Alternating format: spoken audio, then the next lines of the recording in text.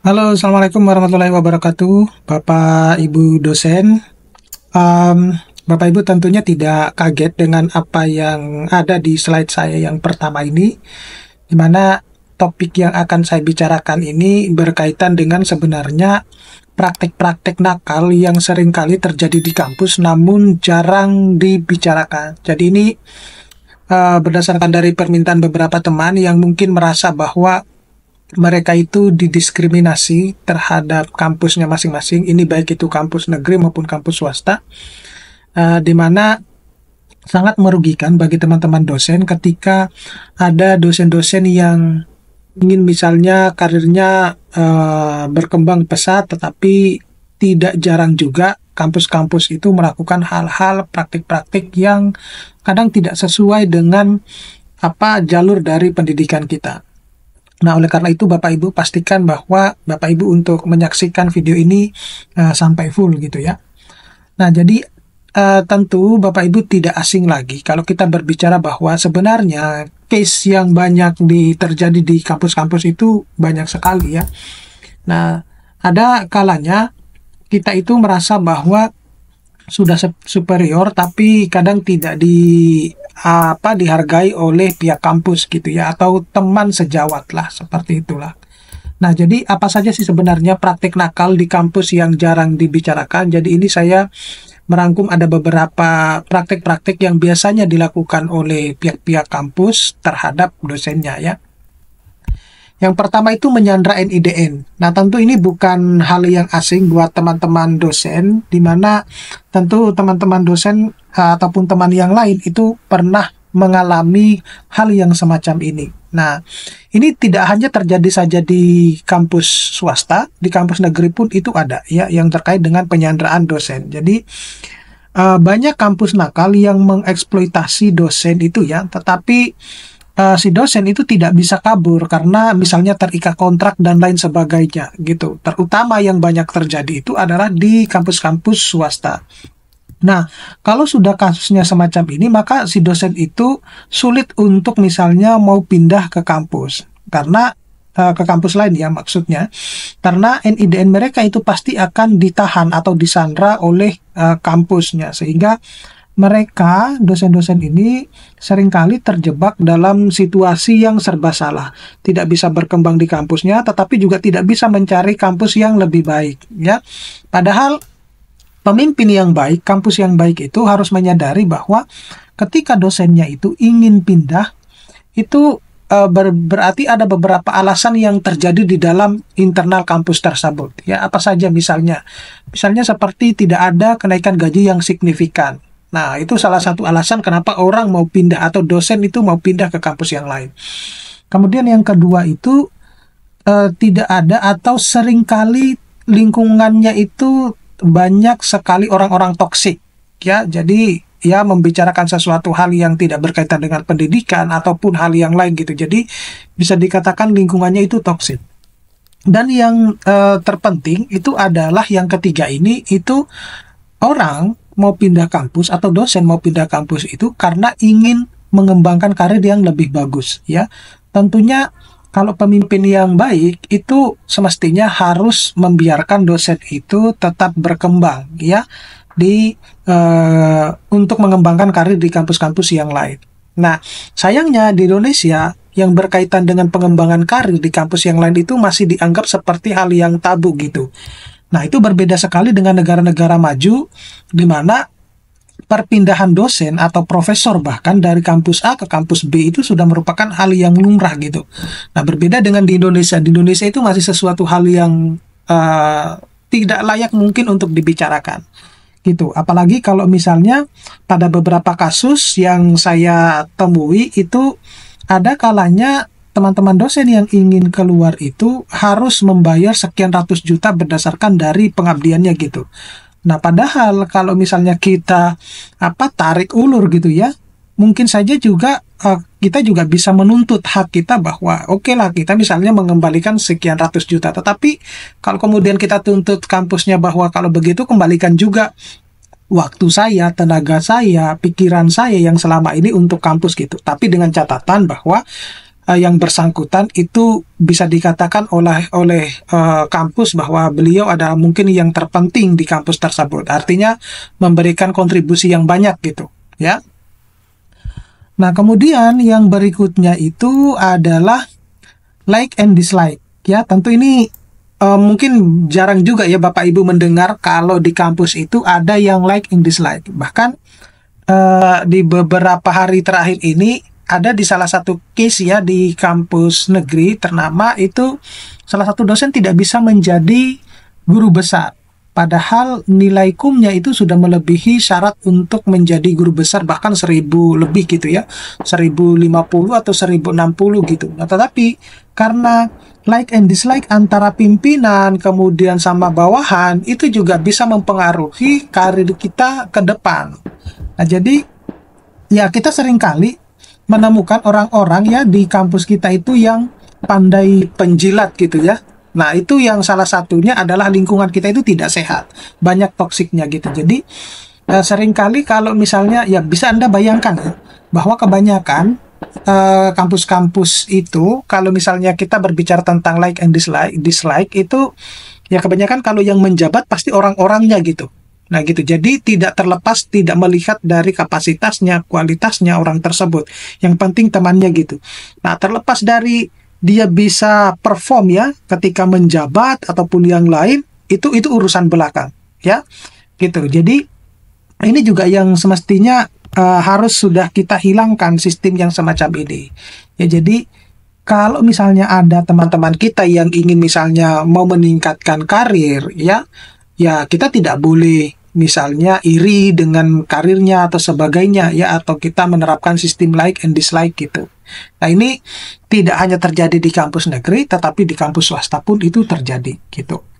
Nah, kemudian yang berikutnya itu adalah dana hibah palsu.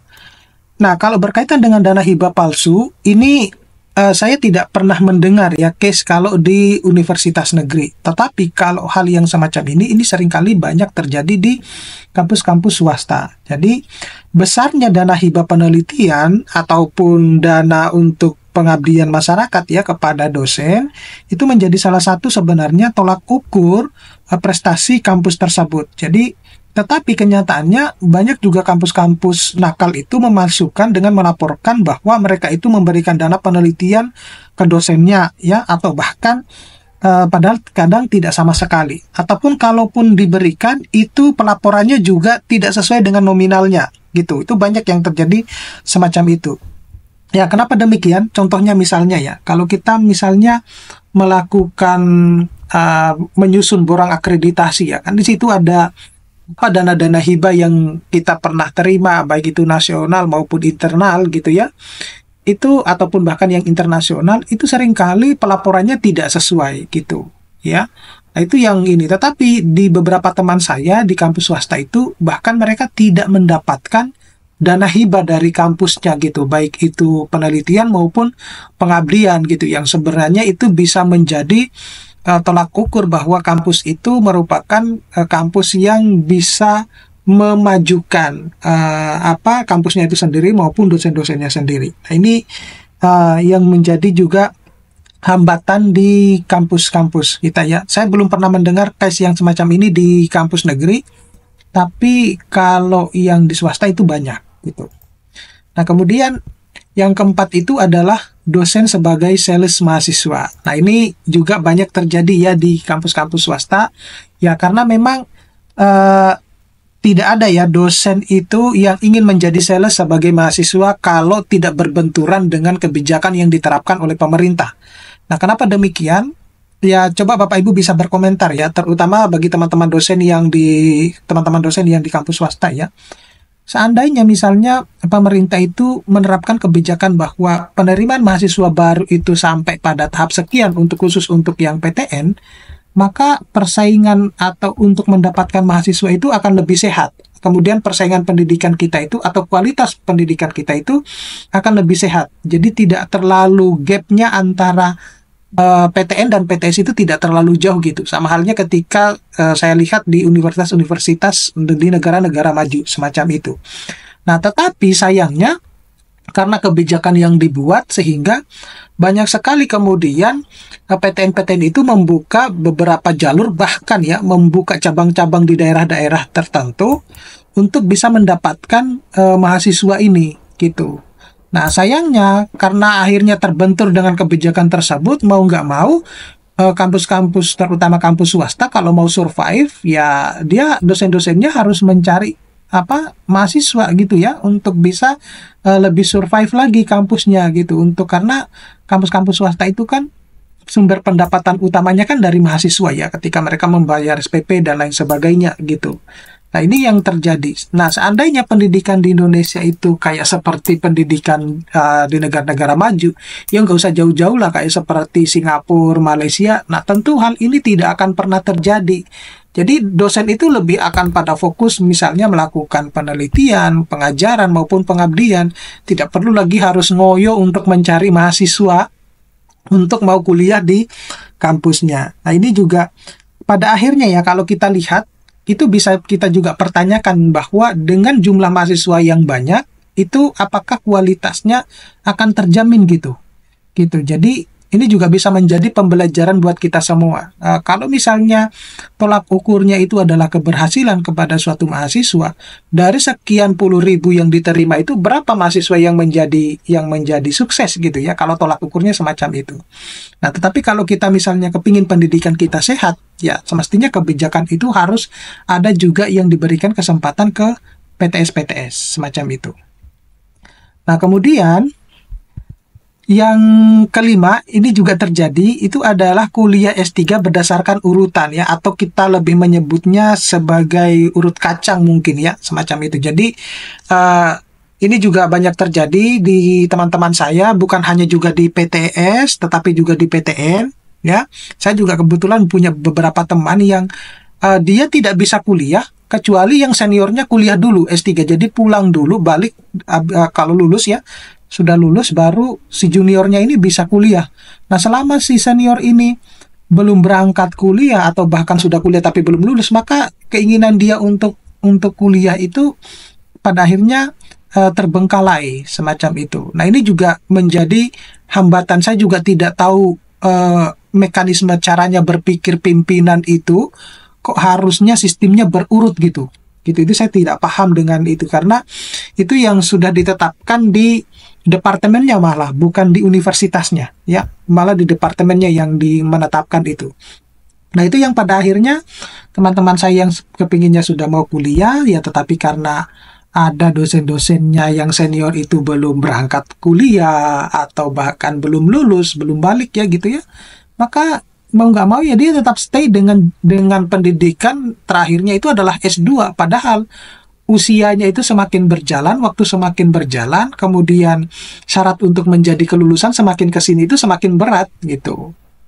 Oke, ini kemudian yang terakhir itu adalah joki jurnal predator. Nah, kalau ini juga saya kira Bapak Ibu tidak asing dengan hal tersebut ya, apalagi di tahun 2024 kemarin itu banyak sekali kasus-kasus profesor ya yang terkena dengan perjokian jurnal-jurnal ya. Mereka menggait ya beberapa orang yang mungkin paham tentang penulisan jurnal, tetapi mereka tidak mendeteksi bahwa jurnal sebenarnya yang akan ditargetkan itu adalah jurnal-jurnal predator ya. Bahkan untuk membayarnya itu, bahkan untuk membayar orangnya itu bisa mencapai 40-50 juta, kemudian publishnya juga sekitar 50-60 juta, belum lagi untuk membayar perjokian untuk menjadi guru besar. Nah, inilah yang menjadi bahwa kenapa sistem pendidikan kita di Indonesia itu seperti ini, apa yang terjadi? Kenapa kok seakan-akan jabatan akademik itu dijadikan sebagai patokan utama, tolak ukur bahwa keberhasilan seseorang itu ketika dilihat dari jabatan akademiknya yang tinggi gitu ya. Ya, kalau misalnya menjadi profesor dengan cara-cara yang benar sih is okay gitu ya. Tetapi kalau dengan cara-cara yang tidak benar, itu juga menjadi pertanyaan besar ya. Karena jangan sampai misalnya nanti ditanya sama mahasiswa terkait dengan keilmuannya malah nggak paham gitu. Nah, apalagi yang banyak terjadi di case di Indonesia itu banyak ya profesor-profesor itu yang justru jurnalnya, termasuk jurnal internasionalnya itu adalah sangat sedikit gitu loh. Itu yang kadang tidak layak gitu untuk bisa dinyatakan sebagai seorang profesor gitu. Ya, kenapa demikian? Ya, artinya kita menjadi seorang profesor bukan dilihat dari banyak jurnalnya ya, tetapi setidaknya kalaupun sedikit, itu terbitnya adalah di jurnal-jurnal yang memiliki di high tier gitu ya, di impact factor yang tinggi ya, ataupun di penerbit-penerbit yang ternama ya, sepertinya seperti itu. Tapi kalau misalnya sudah hanya cuma satu ataupun dua, kemudian jurnalnya juga terbit di jurnal Predator, kemudian menjadi profesor dengan jurnal tersebut, kok seakan-akan bangga gitu untuk menjadi profesor ataupun jabatan akademik yang lain, tetapi dengan cara-cara yang tidak benar gitu ya. Oke, kalau misalnya ada tambahan yang lain, Bapak Ibu bisa berkomentar di kolom komentar saya di di YouTube saya ini maupun di Instagram. Kira-kira permasalahan apa saja ya yang jarang mungkin terjadi di kampus, yang sering kali terjadi di kampus tapi jarang dibicarakan. Oke, sampai ketemu pada video-video berikutnya. Saya akhiri. Assalamualaikum warahmatullahi wabarakatuh.